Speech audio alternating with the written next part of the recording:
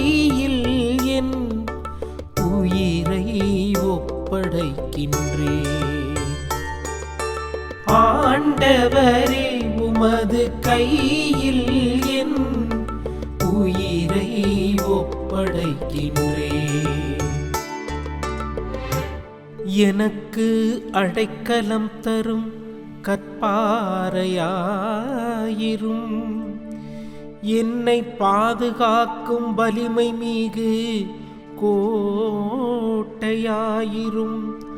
ஆம், என் கற்பாறையும் கோட்டையும் நீரே. உமது பெயரின் பொருட்டு எனக்கு வழிகாட்டி என்னை நடத்தியருளும்.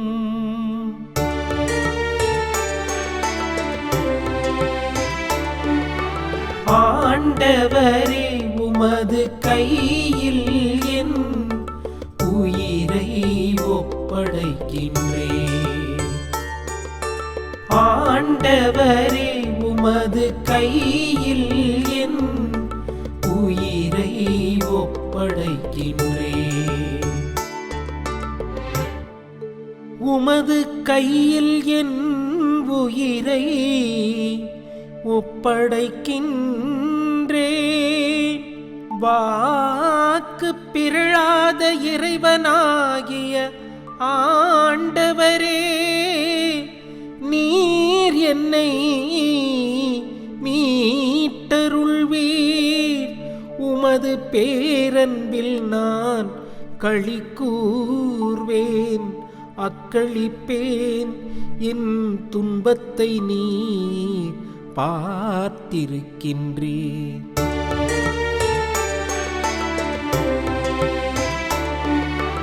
ஆண்டவரே, உமது கையில் என் உயிரை ஒப்படைக்கின்றேன். ஆண்டவரே, உமது கையில் என் உயிரை ஒப்படைக்கின்றேன். என் எதிரிகளின் கையினின்றும் என்னை துன்புறுத்துவோரின் கையினின்றும் என்னை விடுவித்தருளும். உமது முகத்தின் ஒளி அடியேன் மீது வீசும்படி செய்யும். உமது பேரன்பால் என்னை விடுவித்தருளும், என்னை விடுவித்தருளும்.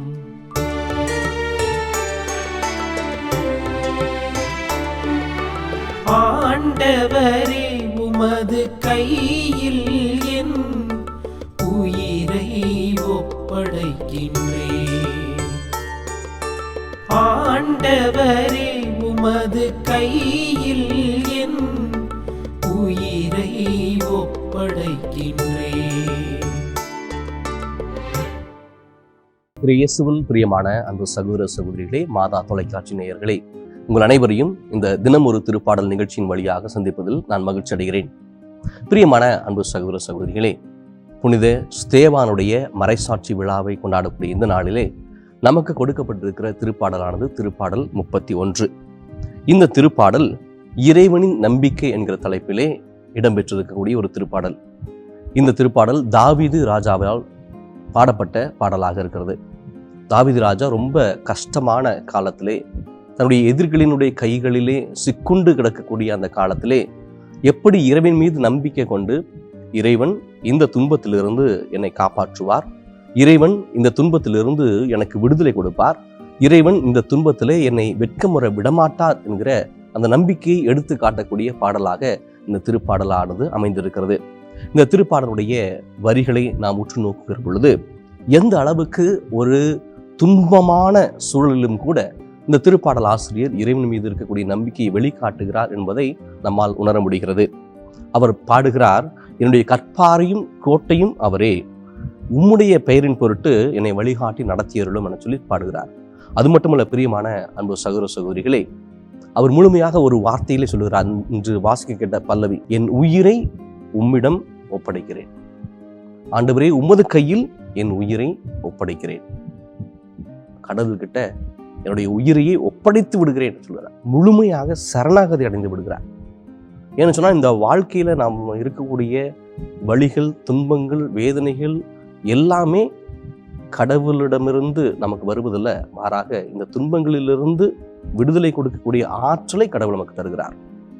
நாம கடவுள்கிட்ட எல்லாவற்றையும் ஒப்புவித்து விட்டோம் என சொன்னால், இந்த திருப்பாடல் ஆசிரியர் சொல்வதை போல, கடவுளை உம்முடைய கையில் என்னுடைய உயிரை ஒப்படைக்கிறேன்னு சொல்லி முழுமையாக சரணாகதி அடைந்து விட்டோம் என சொன்னால், கண்டிப்பாக இறைவன் நம்மை மீட்டருள்வார். கண்டிப்பாக இறைவன் நம்முடைய பிரச்சனைகளிலிருந்து, துன்பங்களிலிருந்து நமக்கு விடுதலை கொடுப்பார் என்கிற சக்தியை, ஆற்றலை, பலத்தை தரக்கூடிய ஒரு திருப்பாடலாக இந்த திருப்பாடல் அமையும். இந்த ஸ்தேவானுடைய வாழ்க்கையிலே எல்லாருமே கற்களால் அடித்து அவரை கொலை செய்யக்கூடிய அந்த தருணத்திலும் கூட இறைவனை நோக்கி அவர் ஜெபிக்கக்கூடியவராக இருந்தார். இறைவா, இவர்களை மன்னியும் என சொல்லி, எப்படி இயேசு கிறிஸ்து சிலுவையில் இருந்த பொழுது தன்னை சிலுவையிலே அறைந்த அந்த குற்றவாளிகளுக்காக ஜெபித்தாரோ, அதுபோலவே புனித ஸ்தேவானும் கூட தன்னை கல்லால் அடித்து கொலை செய்யக்கூடிய அந்த குற்றவாளிகளுக்காக ஜெபிக்கிற ஒரு நபராக அவர் இருந்தார் என சொன்னால், அவர் இறைவன் மீது அவ்வளவு நம்பிக்கையும் விசுவாசமும் கொண்டிருக்கிறார்.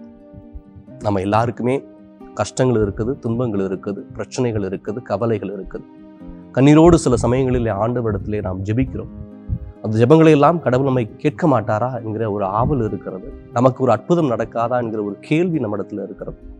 அந்த கேள்விகளுக்கெல்லாம் இந்த திருப்பாடல் ஒரு பதிலாக அமைகிறது. நம்முடைய நம்பிக்கையை உந்தக்கூடிய, நம்முடைய நம்பிக்கையை இருமடங்காக பெருக்கக்கூடிய இந்த இறைவசனங்களை நாம் மீண்டும் மீண்டும் படித்து நமக்கு நம்முடைய வாழ்விலே நாம் ஜெபிக்க வேண்டும் என இந்த திருப்பாடல் நமக்கு அழைப்பு கொடுக்கிறது. இறைவசனங்களை உற்று நோக்குங்களேன். உடைய முகத்தின் ஒளி அடியின் மீது வீசும்படி செய்யும் என சொல்லி அவர் பாடுகிறார். எனக்கு இன்னும் ரொம்ப பிடிச்ச ஒரு வசனம் அப்படின்னு சொன்னா இறைவசனம் 7. இந்த இறைவசனம் 7 அவர் தெளிவாக சொல்லுகிறார், என் துன்பத்தை நீர் பார்த்திருக்கின்றீர். எவ்வளவு அழகான இறைவசனங்கள் பாருங்களேன். என் துன்பத்தை நீர் பார்த்திருக்கின்றீர். இன்னைக்கு நீங்க எவ்வளவு துன்பங்கள் பட்டிருக்கிறீர்களோ, எவ்வளவு கஷ்டப்பட்டிருக்கிறீங்களோ, எவ்வளவு தூரம் நீங்கள் வருத்தப்படுகிறீர்கள் அப்படிங்கிறத கடவுள் பார்த்து கொண்டிருக்கிறார். இறைமக்களே, கட்டாயம் உங்களுக்கு அவர் அருள் கூறுவார், அற்புதங்களை நிகழ்த்துவார், உங்களுடைய துன்பங்களிலிருந்து உங்களுக்கு விடுதலை கொடுப்பார்.